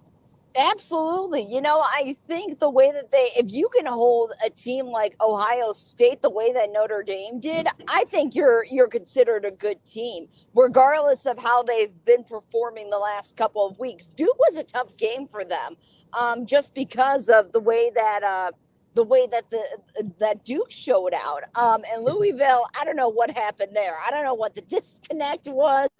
I don't know if it was just with them being on the road the last couple of weeks and the travel was getting to them. The pressure was mounting up a little bit more. But I do think that they're going to be able to hold Caleb Williams. I do think they're going to put the pressure on him a little bit more. And I think that they're going to give him a little bit of run for their money. They almost USC, they almost blew a win last week. They almost didn't win themselves, so they're under a lot of pressure too. They went into triple overtime. Yeah. And like I said, rain could be a factor as well in that game too. It's supposed to be rain pretty heavily tomorrow in South Bend, Right. so could be the ultimate equalizer there. So real quick, we're gonna take a really quick break. Of course, we're gonna do our NFL Week 6 pick'ems, and well, I don't know who that is. That might be Flu is calling me. I don't know, but we didn't do very well last week. I'll say I don't that. want to talk about it. Yeah, I know, right? Yeah, well, we won't go too much into it, but yeah, we'll just get to our games, including one more game in London, and Thursday matchups too, and a whole lot more, and we may recap Broncos Chiefs from yesterday. Even though I didn't watch a single Mona game, I'm already admitting that right now. So we'll also talk Connor Bedard and a whole lot more with our girl Christine Manika from KXRB. Second City Sports on Sports with Lakina McGee, Cindy Brown, Christine Manika from KXRB, and our NFL Week. Week 6 pick was coming up right after this. This year, my mom got me the perfect bag for back to school.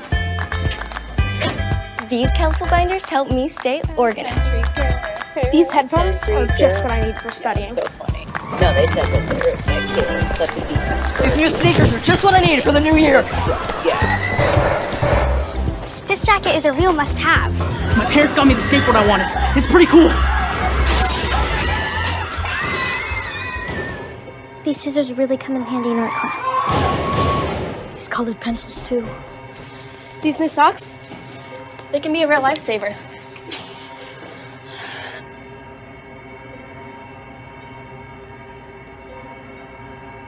I finally got my own phone to stay in touch with my mom.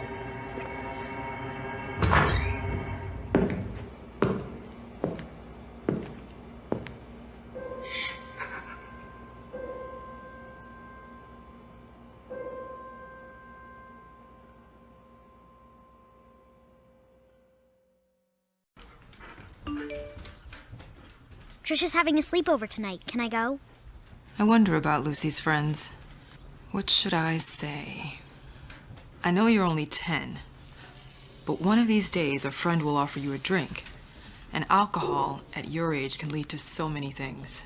None of them good. So can I go to the sleepover? Lucy, I want you to promise me I something. finished my homework. Bigger promise. If there's any drinking, I want you to say, "No thanks, not my thing." Mom. I promise you. Your real friends won't care. Deal? Sure. Really? I promise, Mom. They really do hear you. Did you pack your toothbrush? For tips on how to start the talk, visit underagedrinking.samhsa.gov, a public service message from the Substance Abuse and Mental Health Services Administration.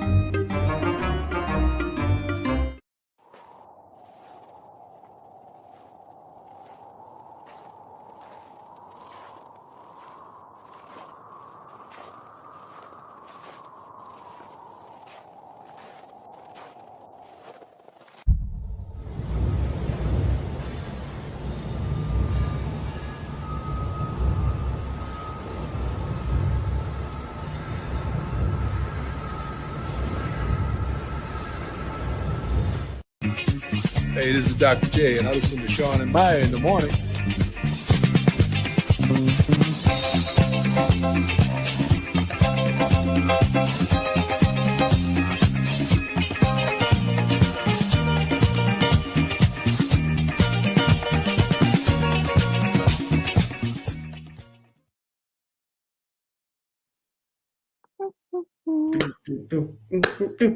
Welcome back to Second City Sports. We're live in living color on this Football Friday edition right here on Sports Zone Chicago. I'm Sid. That's Lakina. It's Christine, the Queen. You can follow yours truly on the Twitter and the X and the IG at SidKid80. Once again, it's SidKid80. That's SIDKID80. That's SIDKID80.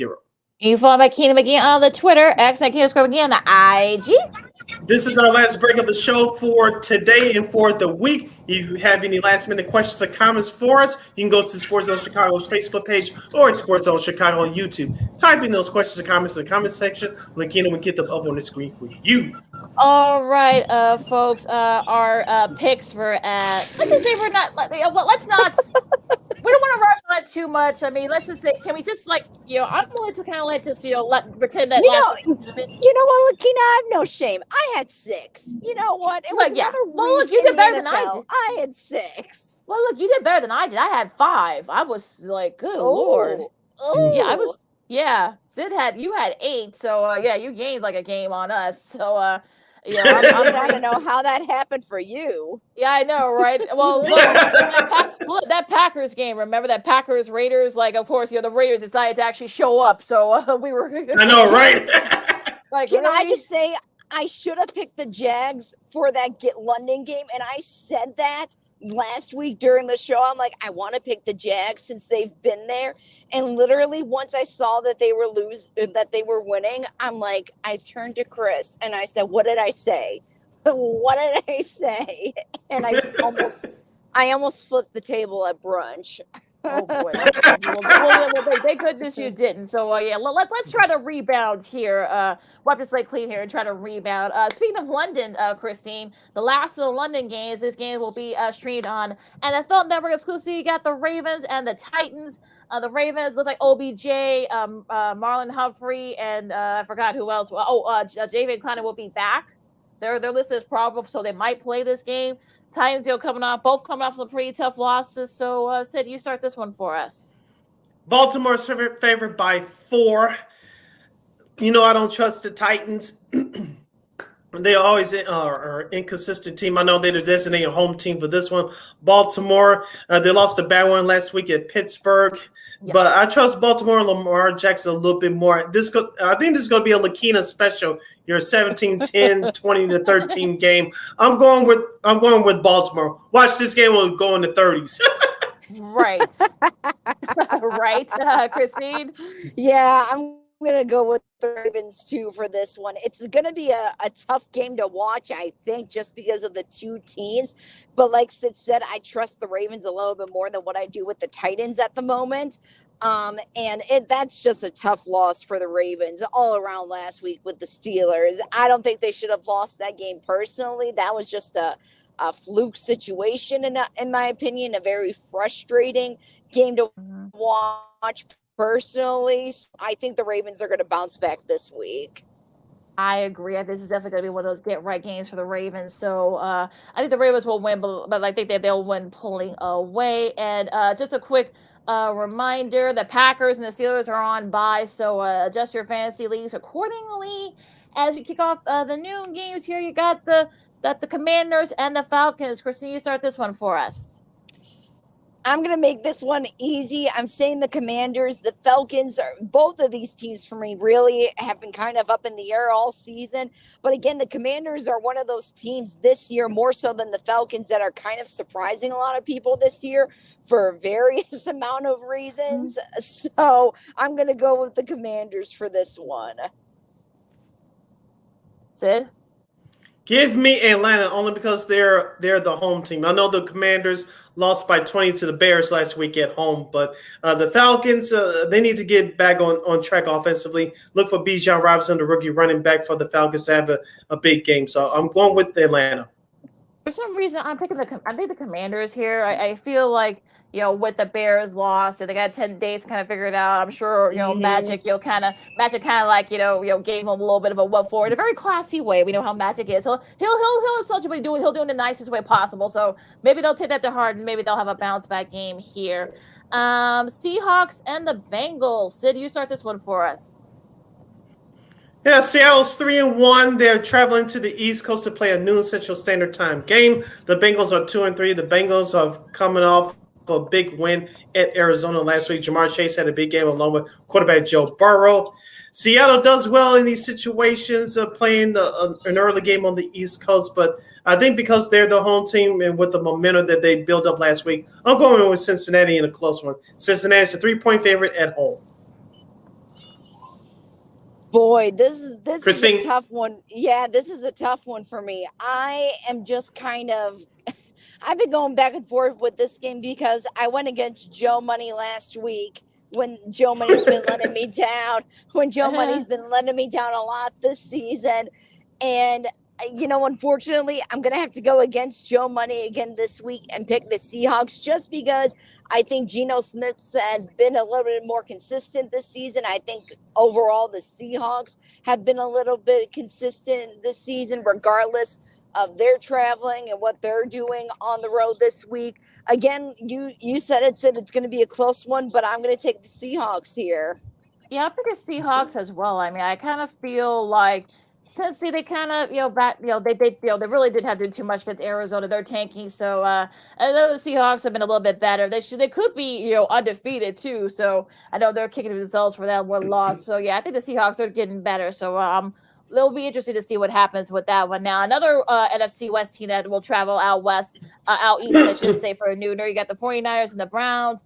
I'm going to keep it short and sweet. I know it's like PJ Walker will get the start for the Browns. So, but San Francisco, I know they're coming up, sort of like playing a night game, but they're just one of the best teams in the NFL right now. And I think the 49ers will win this one pretty easily. I think that defense will give PJ Walker a hard time. So I'm picking the 49ers and probably will end up being not a very close one. I'm keeping it short and sweet too. I don't think there is any team right now in the NFL like the 49ers and how they're playing. So yeah, 49ers. I got San Francisco's defense, and I got Deebo Samuel. Please, both those guys give me fantasy points. Please, big. I'm going with San Francisco. Enough said. All right. Okay. The Saints and Texans. An intriguing one here of the battle of the NFC South versus the AFC South. So, Sid, you start this one. Houston is a 2-point underdog at home. I know the Saints are 3-2, Texans 2-3. CJ Stroud, the rookie quarterback for Houston, he's having a tremendous year. But I think this is going to be a battle of defenses. We all know about what Houston brings on that side of the ball. The Saints squad, they're older, but they can still bring it some pressure to the quarterback. I think experience will win out here. Don't be surprised if the Saints win this game between 3 and 6 points. I'm going with New Orleans. Yeah, I'm with you, Sid. I'm picking the Saints too. This one was a tough game for me to pick just because of CJ Stroud. He's been so good. I mean, he's been one of those quarterbacks, the rookie quarterbacks that literally came out of nowhere in the greatest way possible. And I think the draft particularly undersold this guy. He's been great for the Texans, and I can't wait to see where he goes as his career continues to progress. But right now, I think the Saints defense is going to carry this one for this weekend. Excuse me. I agree. I think the Saints are just, I think they're kind of like right there. So, yeah, so I think, the Texans, it might be close. It might be one of those, weird, 9-6 or something like that. So, it'll be interesting to see what happens with that. So I'm picking the Saints as well. And I believe our buddy Spiro Diaz will be calling this game in the AFC South. You got the Colts and the Jags. Christine, you start this one. This was another tough one just for me going back and forth. Do you want Minshew? Do you want the most unexpected backup quarterback to surprise you? or do you want Trevor Lawrence, who again hasn't really been having the greatest season so far? And gosh, I think I'm going to go with the Jaguars just because they're coming off of a high right now after spending 2 weeks, across the pond. And right now with the Colts, they're kind of up in the air at the moment. Who knows? Gardner Minshew could be something good for the Colts this weekend. But for now, I think I'm going to go something with a little bit more stable at the moment, and that's the Jaguars. Those 2 weeks on the road with those 2 wins, Christine, could serve against the Jaguars if they're not careful here. Because I know looking on paper, rookie quarterback Anthony Richardson, he's out. But Jonathan Taylor's back for the Colts as far as the running game is concerned. But he's still working his way back into football shape. Yes, you still have Zach Moss there for the running game for the Colts, but I think the Jaguars are about to get on a roll here. I know they favored by 4 points, and they're at home, so they shouldn't take the Colts lightly. It's a division game, like Lakina said. So I'm going with the Jaguars in a close one here. Yeah, this will be a close one. I pick the Jaguars, like you guys said. I mean, they're kind of on a high. I know they've been on the road for 2 weeks in London, but that should be helpful. They can kind of get a run going. So we'll see what happens there. Now we'll see. Again, they play in 4 days at New Orleans. I'm talking about Jacksonville. Yeah. So this could be they could be a little bit tired. So we'll see. It could be interesting here. Panthers and Dolphins. I'll keep it short and sweet. Dolphins. Let's go, Tyreek Hill. I need some fantasy points from you, my man. So I'm going with Miami. Yep, Dolphins, short and sweet. Okay. All right. So this next game here, to go into the 3 o'clock games. Remember, Fox has a doubleheader. But this is a long 3 o'clock game on CBS. You got the Patriots and the Raiders. Raiders coming off that high, that upset with it against the Packers. Patriots. So you start this one. I'll quote the great Queen Christine. Bill Belichick gets upset, and they're going to show up and show out. They showed up last week, but they got blanked by the New Orleans Saints at home. So maybe things will be a little bit better for New England as they go on the road this week. And number 2, Tony Romo will be calling this game for CBS. So we'll see what kind of comedic jokes he has for the Patriots. But with that being said, till I see something different, I'm going with the Raiders. Yeah, unfortunately, I thought that Bill Belichick was going to do something amazing, like he eventually put in, Zappy, but it was a little too late for that. So I'm going to go with the Raiders. Got to go with the smart decision here. And yeah, enough said there. Yeah, Raiders. I think this could be a little bit of a mini roll here. I know they're coming off a short week, playing the Monday night, but yeah. The Patriots I don't know what to think. I mean, look, Tom Brady's not walking through that door. So, he's like living his best life, in Florida. So, hey, what can you say? The Raiders are kind of like getting going. That's like, they'll be facing the Bears next week. So, something to look out there. Now, one of the games of the week, I don't think anybody had that this early this season, but this will be the game of the week. You got the Lions and the Bucks on Fox. Christine, you start this one. I think this game is going to be closer than what some people think, just because, again, surprisingly, Baker Mayfield has actually fit really well with the Buccaneers. And I never thought I would say that. I don't think any of us thought that we would say that, but he actually has really gelled well with this team, and he hasn't been doing too bad for the most part. But for the Lions, on the other hand, I think Jared Goff has done so well. I think David Montgomery is thriving with this team as well. And there's just some new life in this Lions. That is the other team to watch, I think, in the NFC. So I'm picking the Lions here in this one. I'm going with the upset. I'm going with the Tampa Bay Buccaneers. Their defense is better than what people think. Sid? I'm not kidding. I'm not kidding. Tampa Bay's defense is much better than what people think. Remember, not all of them left after Brady retired after last year. Some of them are still there. So they've been bringing all year. Great point for saying by Baker Mayfield.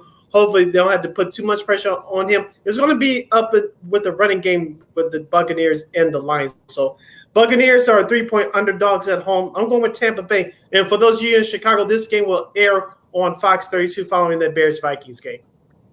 The old NFC Central matchup here, folks. And Norris, as Chris Berman would say.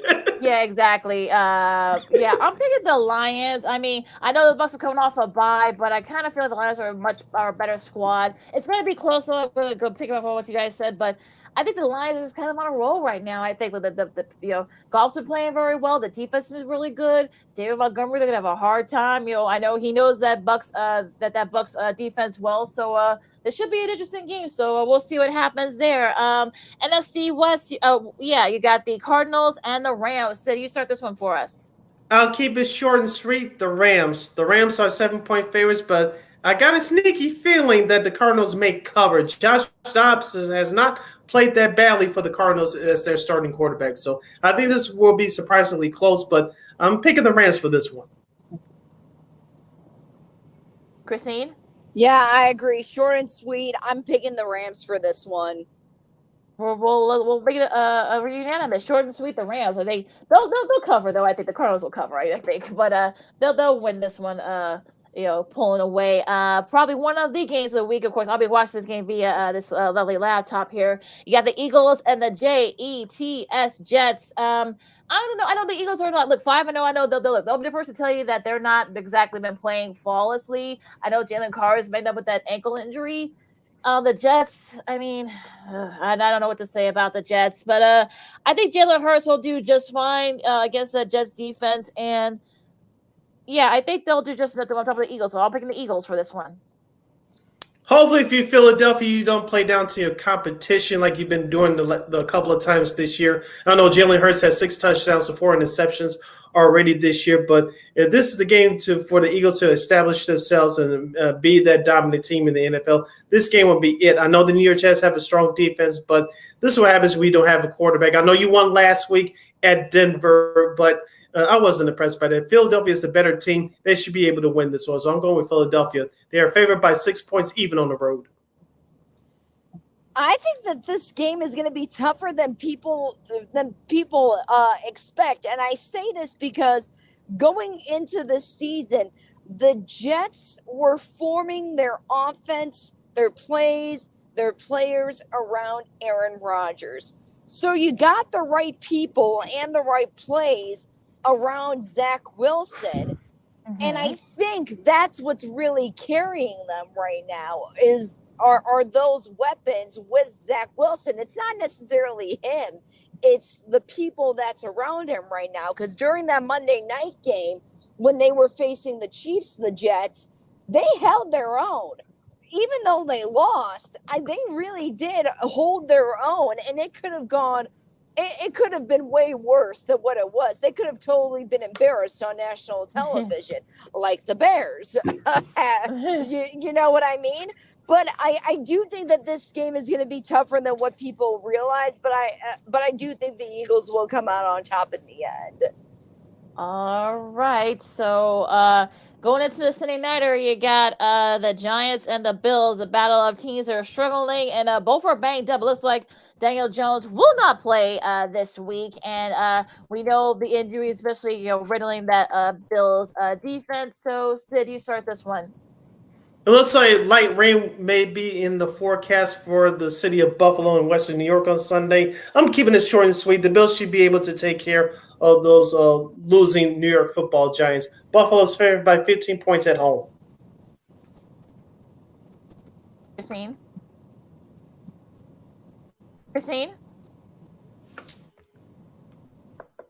I think I'm going to go here with the Bills for this one. If you're losing my connection here, I'm going to go with the Bills for this one. Okay, cool. And same here. I'll pick the Bills too. Keep it short and sweet and to the point. The Monday nighter, this game will be on ESPN and ABC. No Manicast. Sorry, Sid. You got the I know. you got the battle of the 3 and 2s. You got the Cowboys and the Chargers. Christine, you start this one. I think we're losing Christine's connection. Well, so you go ahead, sis. I guess we'll reload.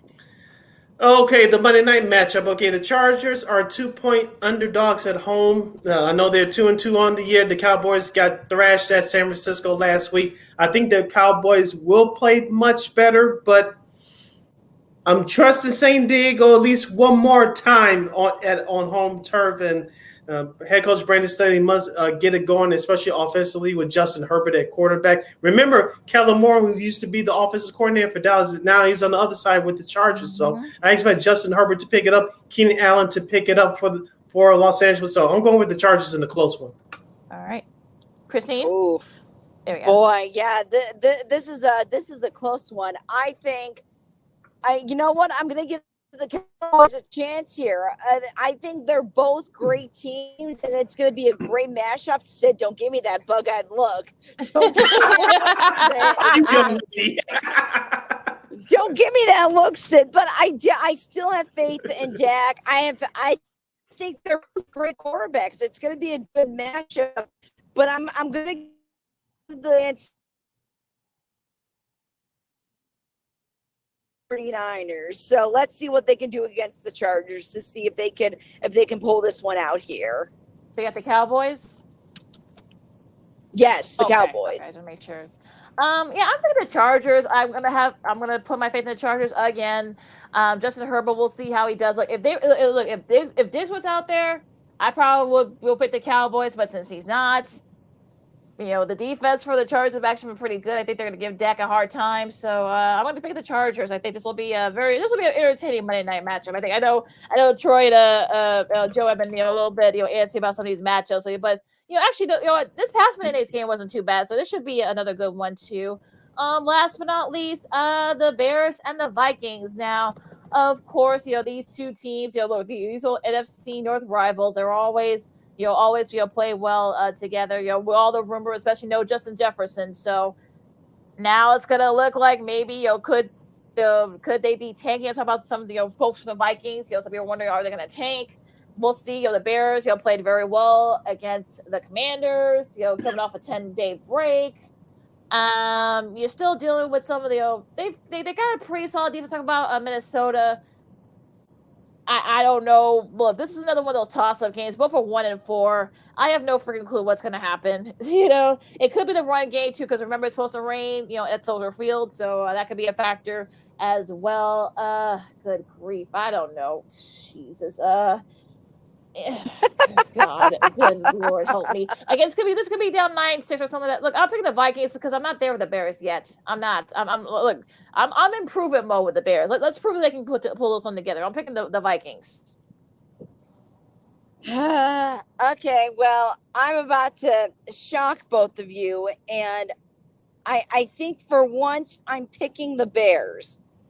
And the reason why I'm picking the Bears in this, it's because not only do they have Justin Jefferson out, but they have a lot of other key defensive and offensive players that are not going to be in this weekend for the Vikings. And I'm remembering too that Kirk Cousins is still Kirk Cousins. That's the other part of it. So I think they have a solid chance. I think this is going to be a pretty evenly matched game in regards to talent on the field. Could this come down to coaching abilities? I think that's what it's going to come down to. Is Kevin O'Connell going to show that he's going to be the better coach here, or is it going to be Eberflus? That's what it's going to come down to coaching-wise, I think. Forget the players that are on the field. Who's going to outcoach who? That's going to be the real matchup here. But as far as the game, I'm actually going to put my faith in the Bears this one time and see what happens. And as far as my fantasy league goes, it's down the toilet since Jefferson is out for the next 4 weeks. So, well, I'm still dominating my fantasy league. And Christine, I'm going to jump in the Arizona Diamondbacks pool with you. I'm going with the Bears as well. Yeah. 2 words for this week, you guys. No controversy. That means Hallis Hall's been quiet, and I like that. So maybe the Bears will actually show up and have a better performance, and they'll make it 2 wins in a row. You mentioned no Justin Jefferson. Justin Fields, I think he's starting to turn that corner again, hopefully with the potential weather conditions like Lakita mentioned earlier. He does not turn the football over. I need him to score me some big fantasy points, along with wide receiver DJ Moore and Darnell Mooney. So let's go Bears. I have them winning 2 games in a row. All right, and that is your schedule, and those are your picks for week 6 in the National Football League. As just like I can see, sports on Sports on Chicago, Lakina McGee, Cindy Brown, our KXRB's Christine Manika joining us as usual. All right, let's talk about. I just saw a photo with our buddy Chris Vosters, who of course does Hawks games. With all the media in Montreal surrounding Connor Bedard. Christina, you posted a couple of things about Mr. Bedard in his first NHL goal. What do you think about all the hoopla surrounding him? He seems to be handling it pretty well. He is so funny. Okay, so he gets his first goal on Thursday, was it? Or Wednesday? Wednesday. And then the next game, Thursday night, before he hits the ice, he forgets his stick. So he has to run back to the locker room and go grab his stick. So I think that's so funny. It's so rookie. It's such a rookie move of him, but I think he's handling it really well for being 18 years old and for getting all this hype around him. I mean, well done for holding his own against these legends that are surrounding him on a daily basis. I mean, think about it. His first matchup was with Crosby, and they won. That's a lot of pressure to be the number one draft pick and to be 18 years old facing one of the greatest hockey players in the league. So hats off to him. I think he's holding his own and he's doing a great job so far. He's got a good head on his shoulders. All right, let's move on to the baseball playoffs, Christine. The league championship series are set for both of them nationally and the American leagues. You have Texas and Houston in the American League. In the National League, the surprising Arizona Diamondbacks will play the Philadelphia Phillies. What do you think about the baseball playoffs thus far? Well, who are your winners to go to the World Series? I was kind of secretly hoping for like an interstate league, like a Texas versus Texas. I think that's kind of fun. I figured the Phillies would make it this far just because they looked pretty good all year round. I think they looked like a pretty good team, and so did the Diamondbacks. And I know people have a little gripe still against the Astros, but, you know, being a White Sox fan, I'm excited to potentially see Jose Abreu get a ring. He deserves it with everything that he's been through with the White Sox and the amount of personal success that he. We lost her. We lost our connection with her, but hopefully we'll reconnect with her. Yeah, I mean, I think for me, I think this is, you know, oh, here she comes, but yeah. There she is. I just got kicked out. Yeah, that you know, technology. What can't say that. What were you saying about Jose Abreu? And you hope they go to the World Series? Oh yeah, just because of like his personal accomplishments over the years, he deserves to really solidify it all with a ring. I think, regardless of what people think of the Astros, I think he deserves to get a ring. Oh, before we get up out of here, shouts out to the Chicago Sky. They hired a current, now former NBA assistant coach from the New Orleans Pelicans and former WNBA player, Teresa, a.k.a. Teaspoon Weatherspoon, to become their next head coach. Yeah. Shout out to the Sky. Awesome. Yeah, I mean, she's one of the all-time greats, you know, in both, like you said, you know, she's been coaching, you know, assistant coaching in the with the NBA. She won. I think she won a title in the WNBA, if I'm not mistaken. She went to Louisiana Tech, in the A's. I remember first seeing her, you know, playing for La Tech. So this is someone that's, you know, wanted this shot. So look, good for her. And look, I think they scored a good one here. This is this guy. They just won for the fences and they made it. And you know, she's always wanted to be a head coach. So good for her. Christine. They scored a good one. Haha. Good job, Lakina. Yeah, well, she was a scorer, big scorer back in the day. So yeah, of course. What do you think about the move for Christine? I think that's awesome. You know, this can't be the first female head coach for the Sky, is it? I believe it is. I believe it is. Yeah, that's pretty awesome then. I think that it's been long overdue and a good move for the organization. That's an exciting time. Yeah, hopefully they can bring a general manager next that can help her bring the players that she needs. I know the Sky barely made the playoffs this year, but of course this team was different than the one that won the title a couple of years ago. Do you think the Liberty can perhaps make a series against the Aces, or do you think the Aces will get their back-to-back? They game 3's on Sunday. You know what? Secretly, I'm rooting for the Aces just because fellow South Dakotan girl Becky Hammond, just, you know, for the Aces, and so cheering her on there. All right, we'll see. And that game 3 will be at ABC at 2:00. So if you want to take a break from the football or whatever, you can guys check that out on ABC if you would like. Also, a big shout out real quick before we go to Simone Biles. She, you know, we didn't get a chance to talk about it last weekend, but she became the most decorated gymnast, both men or women. I mean, she won 4 medals, including the team gold, of course, the all-around gold. Of course, she won 2 medals in the event finals. Also, Fred Richard, who won a bronze with the team, and also won bronze in the all-around for the first time. I think American man has done that since like in 10 years. So, and Coy Young, who won 2 silvers in the event finals. So it looks like, you know, things are up for the U.S. Gymnastics team. Yeah, can't wait for the Summer Olympics next year. Isn't it in Paris, if I'm not mistaken? Yeah. Okay. In Paris. Oui. Yes. Yeah. Yeah, so should be a lot of fun next year. So anything else you guys want to talk about before we disperse? I think it's going to be hopefully a nice weekend for football, college football. It should be fun. I know Colorado's playing tonight against a ugly Stanford team, but they should be able to win. Hopefully Oregon, Washington will be a classic tomorrow, along with Christine's Notre Dame fighting Irish against USC, of course. Sunday with the NFL. What about you, Christine? What are you looking forward to this weekend? Oh boy! So last weekend we were at the University of South Dakota football game. That was fun. We saw them face off Murray State for their homecoming. And now this weekend we're just gonna watch more football and do a little hiking out west. And good weekend. Football and hiking. Look, you'll be Football away and from the hiking. Yeah, you'll be away from the rain, so you'll be away from the rain. So I know you guys will be nice and dry. So I know you guys are gonna be glad about that. With that said, you follow my Keenan McGee on the Twitter, X at Keenan again, the IG.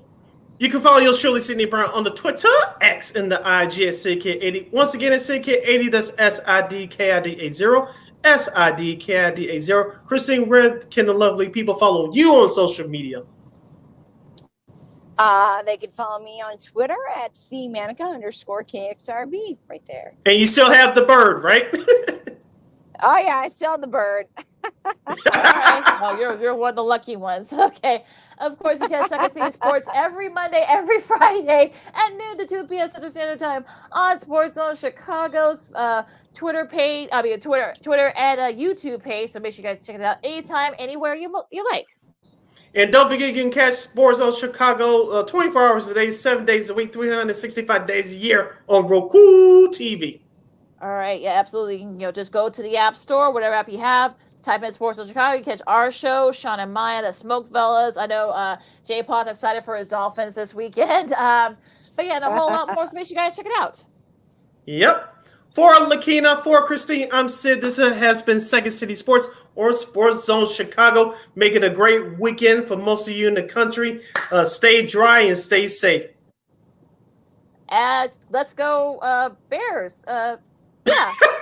Holla.